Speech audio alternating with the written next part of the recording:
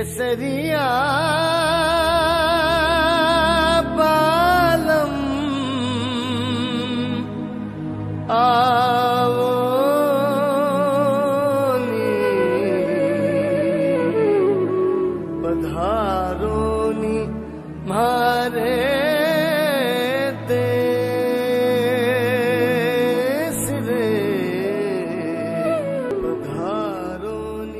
नमस्कार, स्वागत है आपका राज्यसभा टीवी के खास कार्यक्रम ग्राउंड रिपोर्ट में। हम लोग आज पहुंचे हैं राजस्थान के शहर कोटा में।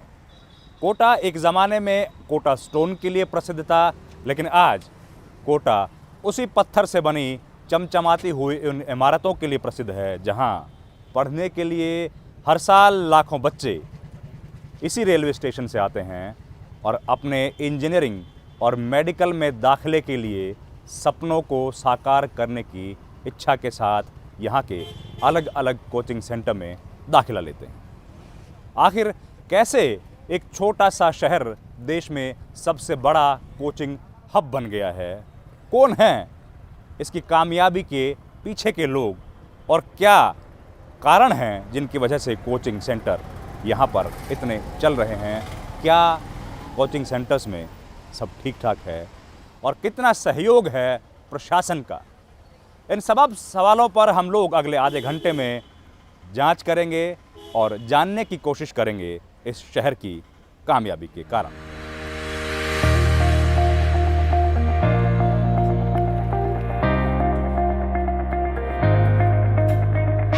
42 साल की रेणु सिंह बिहार के गोपालगंज के एक सरकारी कॉलेज में पढ़ाती हैं, लेकिन पिछले 1.5 साल से ये गोपालगंज से सैकड़ों मील दूर राजस्थान के कोटा में अपने इकलौते बेटे के साथ रह रही हैं। उनका बाकी परिवार बिहार में ही है। अपने दफ्तर से 2 साल की छुट्टी लेकर इनके कोटा आने का आखिर क्या कारण है, आप खुद ही सुनिए रेणु की जुबानी। मैंने कोटा के बारे में बहुत कुछ सुन रखा था। हमारे बिहार से बहुत सारे बच्चे आते हैं यहाँ पढ़ने के लिए, तो उन लोगों के थ्रू मुझे पता चला कि यहाँ काफ़ी अच्छी तैयारी होती है। मेरा बेटा भी बनारस हॉस्टल में पढ़ता था, तो उसने भी बताया कि मम्मी कोटा चलते हैं, वहाँ बहुत अच्छी तैयारी होती है। 5 साल तक मैंने अपने बेटे को हॉस्टल में डाला था, उसका हेल्थ काफ़ी ख़राब हो गया था। फिर मैंने सोचा कि मैं खुद इसे लेके रहूँगी ताकि इसके हेल्थ की भी देखभाल हो सके और ये टीनेज बच्चे इस एज में सही दिशा में जाएं। ये हैं इनके बेटे मयंक, जो कोटा शहर के एक प्रतिष्ठित निजी कोचिंग सेंटर में आईआईटी की प्रवेश परीक्षा की तैयारी कर रहे हैं। बच्चे को सेलेक्ट करना होता है कि कौन सा कोचिंग उसके लिए ज़्यादा अच्छा और या ज़्यादा प्रेफरेबल रहेगा। बच्चा रिपीटर है तो उसके लिए हो सकता है एक कोचिंग अच्छी हो या एक कोचिंग अच्छी ना हो। बच्चा फाउंडेशन में है तो उसके लिए हो सकता है एक कोचिंग अच्छी हो, एक कोचिंग अच्छी ना हो। बच्चा अभी 9th में है तो हो सकता है उसके लिए दूसरी कोचिंग अच्छी हो।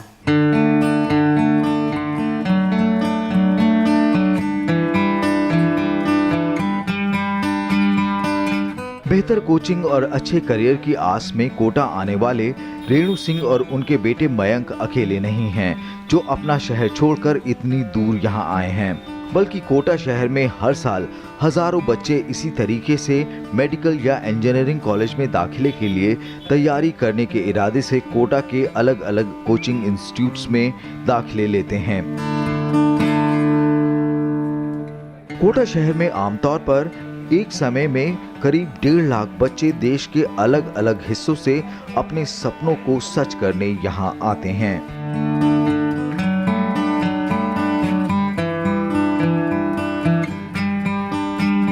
कोटा की अर्थव्यवस्था कोचिंग पे ही निर्भर है पूरी तरह। अभी देखा जाए तो 1997 के पहले न जी इसको औद्योगिक नगरी कहा जाता था और यहाँ उद्योगों पे पूरी अर्थव्यवस्था टिकी हुई थी।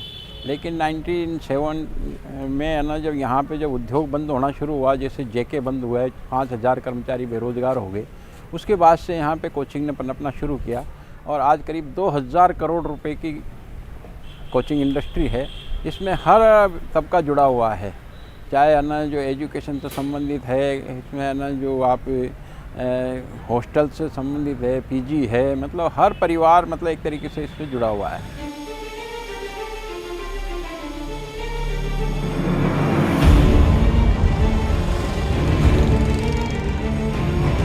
कोटा शहर एक जमाने में यहाँ के उद्योग और कोटा स्टोन के लिए मशहूर था।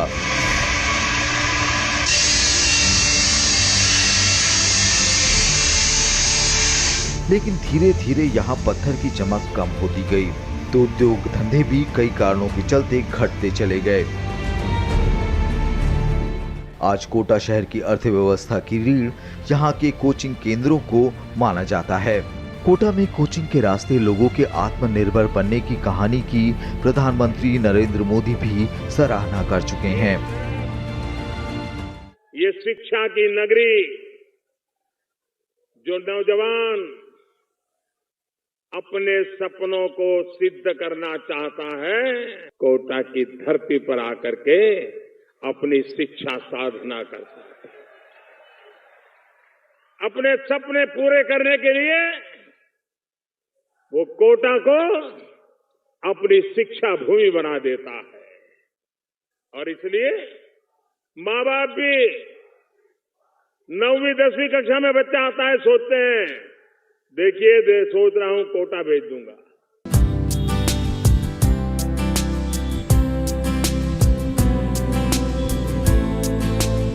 लगातार मेडिकल और इंजीनियरिंग प्रवेश परीक्षाओं में अच्छे रिजल्ट की वजह से कोचिंग नगरी कोटा में इंजीनियर और डॉक्टर बनने का सपना सजोए विद्यार्थी पिछले कई वर्षों से यहां आ रहे हैं, क्योंकि कोटा में वो सब कुछ है जो एक छात्र को अपने करियर में आगे बढ़ने के लिए चाहिए। यहाँ उसे राष्ट्रीय स्तर की स्वस्थ प्रतिस्पर्धा के साथ अच्छी फैकल्टीज का मार्गदर्शन भी मिलता है। ये फिल्टर पेपर है और ये lead acetate filter paper, lead acetate से भीगी हुई फिल्टर पेपर पीबी। ऐसे में कोटा अभिभावकों और विद्यार्थियों की पहली पसंद है।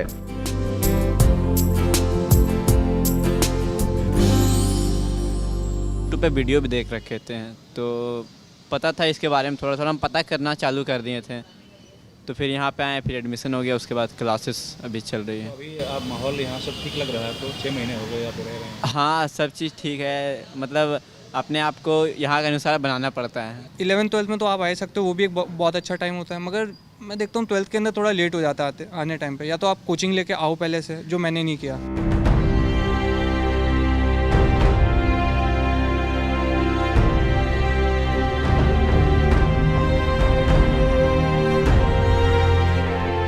पिता के एक हाथ में भारी भरकम बैग तो दूसरे हाथ में लगेज ट्रॉली, पीछे मां के हाथों में दस्तावेजों का पुलिंदा। एक कोचिंग इंस्टीट्यूट से दूसरे और दूसरे से तीसरे, बस एक ही उम्मीद के लिए अभिभावक घूमते रहते हैं कि उनके बेटे बेटी को अच्छे संस्थान में एडमिशन दिलाएं ताकि उसका भविष्य बन जाए। 10वीं और 12वीं बोर्ड की परीक्षाएं खत्म होने के बाद अपने लाडलों के सुनहरे भविष्य के लिए देश के कोने कोने से अभिभावकों और विद्यार्थियों के कोटा आने का सिलसिला यूं ही साल दर साल जारी रहता है।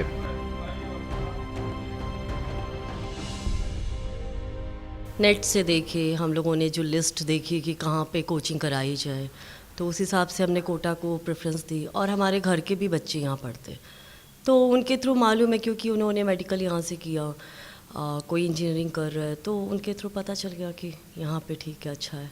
कोई बताया नहीं, शुरू से बस था कि कोटा जाके डॉक्टर बनना है। मेरे एक थोड़े रिलेटिव्स थे, उनके बेटे आए थे, तो फिर उनको देख के कि मतलब मेरे को भी लगा कि नहीं डॉक्टर बनना है, तब फिर।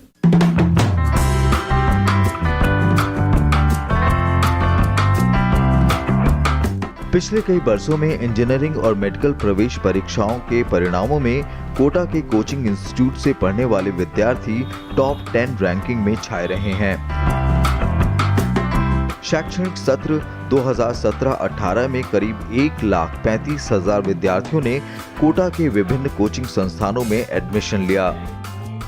साल 2017 में घोषित मेडिकल और इंजीनियरिंग प्रवेश परीक्षा के परिणामों में कोटा कोचिंग के विद्यार्थियों ने शानदार प्रदर्शन किया। मेडिकल जैसी परीक्षा में टॉप 10 की सभी रैंकों पर कोटा कोचिंग के विद्यार्थियों का कब्जा रहा। नीट में 2, 3, 5, 7, 9, 10 और जेईई एडवांस में ऑल इंडिया 8वीं, 9वीं और 10वीं रैंक पर कोटा में कोचिंग वाले विद्यार्थी छाए रहे। कोटा में पढ़ाना, प्रैक्टिस करना और एग्जाम्पल्स और टेस्टिंग और सारे सब्जेक्ट एक जगह मिलना, और फिर इस सारी चीज़ की वजह से अच्छे रिजल्ट्स आए, और जब अच्छे रिजल्ट्स रैंक भी अच्छी आई, ज़्यादा नंबर ऑफ सिलेक्शंस भी हुए, तो बच्चों का, पेरेंट्स का एक अच्छा कॉन्फिडेंस डेवलप हुआ। उसने एक चेन रिएक्शन का काम किया कि भाई 10 से 20, 20 से 50, इस तरह से वो संख्या मल्टीपल में बढ़ती चली गई।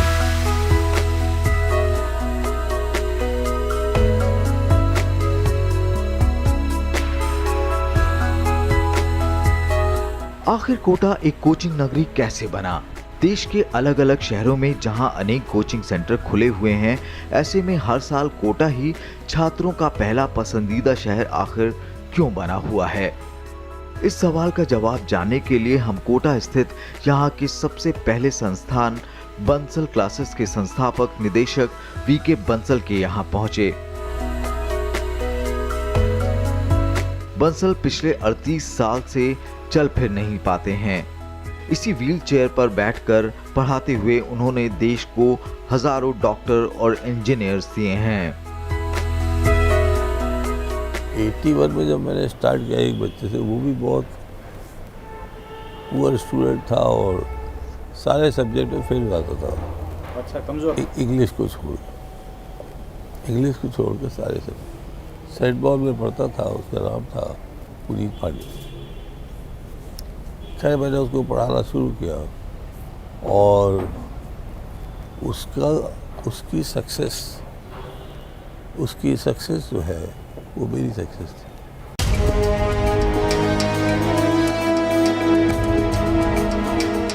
केवल कुछ छात्रों के साथ 1980 के दशक में शुरू हुए कोचिंग सेंटर के बाद आज यहां पूरे शहर में करीब 1.5 लाख छात्र पढ़ते हैं। साल 2017 में एम्स परिणाम की टॉप 10 रैंकिंग में सभी विद्यार्थी कोटा कोचिंग के थे। एम्स की 2017 की प्रवेश परीक्षा में शानदार परिणाम पर कोटा का नाम लिम्का बुक ऑफ रिकॉर्ड्स में शामिल हुआ। साल 2014 में भी एक ही शहर के एक संस्थान में 66,504 विद्यार्थी नामांकित होने पर भी कोटा का नाम लिम्का बुक ऑफ रिकॉर्ड्स में दर्ज हो चुका है। गूगल और फेसबुक जैसी नामी गिरामी कंपनियां भी कोटा कोचिंग्स का लोहा मानती हैं। यही कारण है कि देश के कोने कोने से छात्र यहां पढ़ने आते हैं। It is very good, and I am like, the teachers are really nice out here, and then you get to learn so many things out here. Actually, my parents, my friends, everyone, like, they know about it, so they recommended me because teachers are very excellent out here. So my friends and my parents, they recommended me.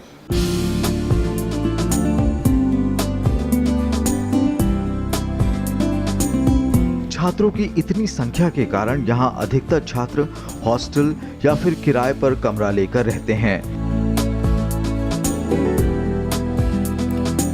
छात्रों की शिकायत है कि भोजन की गुणवत्ता पर सरकार या प्रशासन की तरफ से ध्यान नहीं दिया जा रहा है।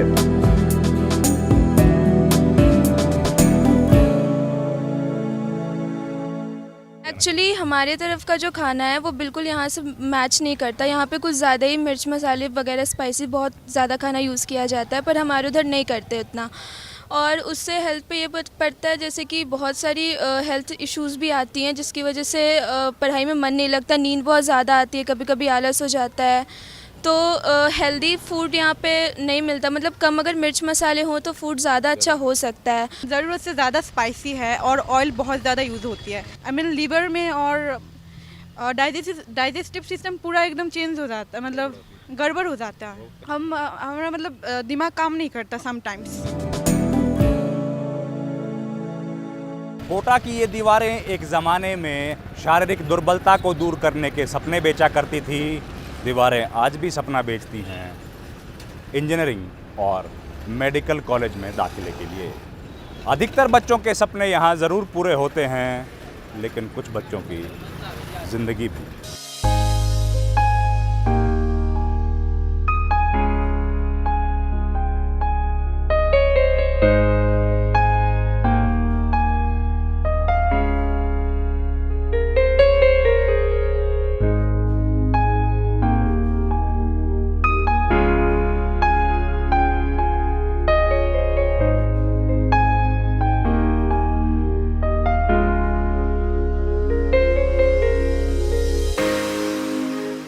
कोटा की कोचिंग का एक और पहलू है जो सबके लिए चिंता का विषय है। वो है अखबारों की काली सुर्खियां।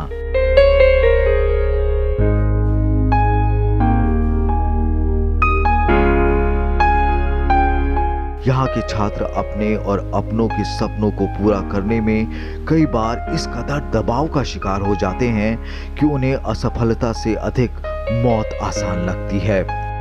पिछले कुछ सालों के आंकड़ों पर नजर डाली जाए तो 2013 से 2017 के बीच 58 छात्रों ने अपनी जान ले ली।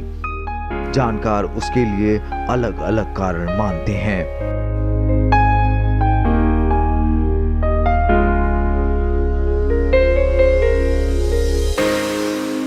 सारे बच्चों को बहुत सारी टेंशन्स होती है, बहुत उन पे प्रेशर होता है, पढ़ाई का भी होता है, यहाँ लोकल भी लोगों का भी बहुत प्रेशर होता है, बच्चों हॉस्टल का, कोचिंग इंस्टीट्यूट्स का, इनका बहुत प्रेशर होता है बच्चों पे। और लीगल इलीगल बहुत सारी चीज़ों में बच्चे यहाँ पे इन्वॉल्व भी हो जाते हैं। तो उसके लिए सबसे ज़्यादा जिम्मेदारी प्रशासन की बनती है कि वो कोई गाइडलाइंस बनाए। हालांकि गाइडलाइंस बनी हुई है, लेकिन कहीं ना कहीं प्रशासन या जो इंस्टीट्यूट हैं या हॉस्टल्स हैं या यहाँ के लोकलाइट्स जो हैं वो इम्प्लीमेंट होने भी नहीं देते यहाँ पे।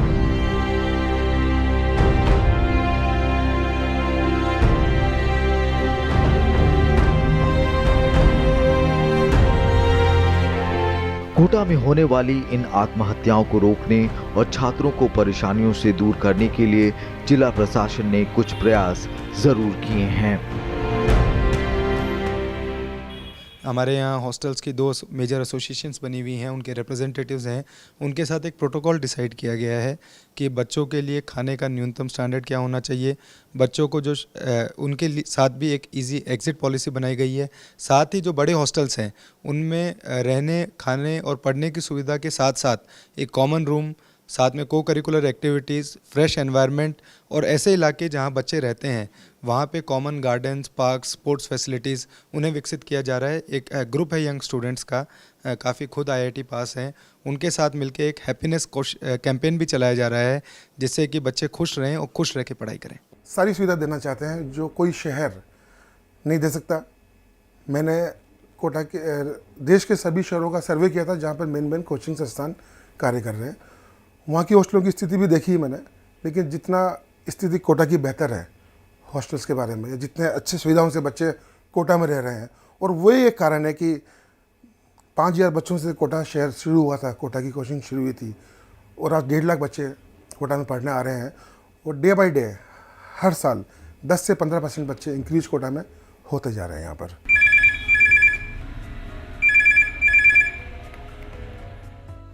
इस रीजन से ऐसा कुछ हो रहा है, कुछ इशू बता सकते हैं आप हमें? प्रशासन के सहयोग से यहाँ पर एक हेल्पलाइन चलाई जा रही है जिसमें छात्र अपनी समस्याओं को साझा कर उनका समाधान तलाशते हैं। कहाँ के रहने वाले हैं बताइए मुझे? अनीता यादव पिछले 3 सालों से यहाँ रहकर इसी तरह के छात्रों से समस्याओं को दूर करने का प्रयास कर रही हैं। जनरली स्टूडेंट्स के कॉल आते हैं, बट ये कंफर्म नहीं है कि स्टूडेंट्स के ही आए, अदर कैंडिडेट भी कॉल कर सकता है। जो भी कैंडिडेट है वो डिप्रेशन में है, किसी भी चीज़ को लेकर उनको स्ट्रेस हो रहा है, कोई चीज़ है जो उनके माइंड में पिंच कर रही है, उनको बार बार कोई किसी भी चीज़ से वो यानी प्रॉब्लम उनको परेशान हो रहे हैं, उस रिगार्डिंग वो परेशान जब उस स्टेज पे आ जाते हैं तो वो यहाँ पर कॉल करते हैं। जो भी डिप्रेशन के रिगार्डिंग है या स्टडी के रिगार्डिंग है, जो भी है उसको ध्यान से सुना जाता है, उसको सेटिस्फाई किया जाता है कि हाँ हम लोग आपके लिए ही हैं यहाँ पे, ताकि आपकी जो भी प्रॉब्लम हो वो जनरली बहुत से स्टूडेंट होते हैं जो इजीली डिस्कस नहीं कर पाते हैं, बोल भी नहीं पाते हैं, तो फर्स्टली उनको अपने विश्वास में लेके कि हम आपके लिए हैं और आपकी जो भी प्रॉब्लम है उसको सॉल्व करने के लिए यहाँ पे बैठे हुए हैं। डॉक्टर ML अग्रवाल कोटा में पिछले 4 दशक से मनोचिकित्सक के तौर पर काम कर रहे हैं। छात्रों की तकलीफों को पहचान कर वो अभी तक हजारों छात्रों को गलत कदम उठाने से रोक चुके हैं। इनका भी मानना है कि पढ़ाई के अलावा उम्र के इस पड़ाव पर कई भावनात्मक मुद्दे ऐसे हैं जिनके कारण छात्र इस तरह की जानलेवा गलतियां कर बैठते हैं। डिप्रेशन के ऐसे साधारण लक्षण होते हैं कि हर आदमी पहचान नहीं पाता। तो ये ट्रेनिंग हम जब तक हम हॉस्टल वार्डन्स को हमने स्टार्ट की थी पर लोग कोऑपरेट नहीं कर रहे। हॉस्टल वार्डन को, फैकल्टी को, इन सबको यदि हम ट्रेन नहीं करेंगे कि क्या क्लूज होते हैं, क्या सिम्टम्स होते हैं जिनको पहचाना जाए और जल्दी जल्दी उनको पहुंचाया जाए। कुछ हमने एक ऐसा कार्ड भी बनाया है जो वहाँ रख दो, बच्चा कह नहीं पाए तो कम से कम कार्ड डाल दे, उसको हेल्प की जा सके।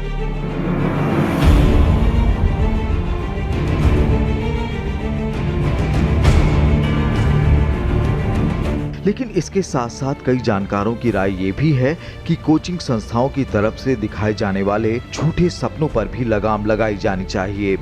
आईआईटी और मेडिकल की सीमित सीटें होने के बावजूद छात्रों को बिना किसी मेरिट के आधार पर रख लेने के कारण केवल फीस के लालच में बच्चों के भविष्य के साथ खिलवाड़ किया जाता है। 100% धोखाधड़ी है बच्चों से, मैं मानता हूँ। ये कॉमर्शियल एक्टिविटी है। 93 से लेकर 2000 तक कोटा में जिस बच्चे का अगर आईटी में या मेडिकल में सिलेक्शन नहीं होता था तो उससे बाकायदा कोचिंग इंस्टीट्यूशन अपफ्रंट आके बोल देता कि आपका नहीं होगा, प्लीज़ ना करें। इवन ड्यूरिंग द कोर्स अगर उसने ले लिया एडमिशन और चलते हुए कोर्स में अगर अक्टूबर, नवंबर, दिसंबर के समय ऐसा लगा कि ये बच्चा नहीं कर पा रहा है तो उसको अल्टरनेटिव करियर बता कर कि भाई आप ये करिए, ये कर उसको डाइवर्ट करके दूसरे रास्ते भेजा जाता था। जब से कमर्शलाइजेशन बढ़ा कोटा में 100% ये, और ये बिल्कुल धोखाधड़ी है कि आपको पता है कि वो बच्चा तैयारी नहीं कर सकता फिर भी आप करा रहे हैं। परंतु यहाँ पर दूसरा पहलू और है कि अगर मैं एडमिशन नहीं देता या कोई दूसरा इंस्टीट्यूशन एडमिशन नहीं देता तो तीसरा देता है। 20% के नीचे जो बच्चे हैं उनको बंसल क्लासेस की तरफ से एक लेटर जाता था कि भाई your son is not fit for IT, he should study for, उस समय पीईटी होता था या जिसको AIEEE अपन बोलते थे, he should go for some other engineering examination other than IIT। आज भी हम लोग बच्चों को लेटर देते हैं, बट पेरेंट्स का कई बार प्रेशर इतना रहता है कि नहीं आप हमारे बच्चे को डिस्करेज कर रहे हैं, आप ये बोल रहे हैं कि नहीं हमारा बच्चा इस लायक नहीं है।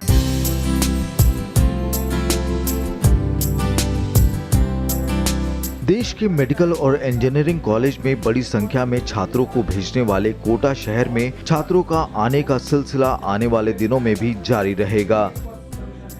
लेकिन कुछ नकारात्मक बातों का ध्यान रखते हुए उन पर सरकार को ध्यान देने की जरूरत है ताकि इस शहर जैसे कई और शहर स्वावलंबी बन सकें और देश को बेहतरीन इंजीनियर्स और डॉक्टर्स मिल सकें।